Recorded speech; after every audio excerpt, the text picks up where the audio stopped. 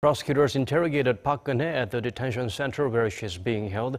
It was the first time they've questioned the impeached leader since she was arrested last Friday, but it's probably not the last. Hwang Hojun gets us up to speed with the developments. The prosecutor's interrogation of former President Park Geun-hye, which started at 10 a.m. on Tuesday at the Seoul Detention Center, has come to an end. Just a few meters away from the center, about 100 pro-Park demonstrators were camped outside the entrance to protest her arrest. Park is currently being held at the center, located some 15 kilometers south of the capital, in a solitary cell on allegations related to a power abuse scandal that led to her impeachment. While prosecutors initially wanted to question Park at their main office in Seoul, they decided against it due to security concerns. Park was questioned in a separate room at the detention center in the presence of one of her lawyers.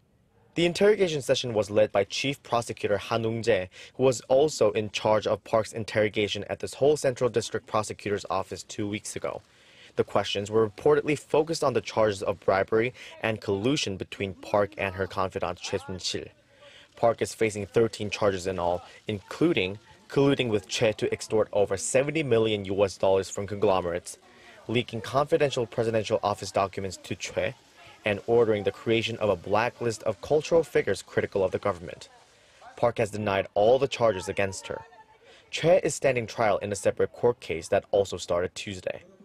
Tuesday's interrogation of Park Geun-hye was the first time she has undergone questioning since her arrest last Friday, and the first interrogation of a detained president since 1995. Prosecutors now have until April 19th to continue their investigation into Park and file formal charges against her, meaning this won't be their last visit to the detention center.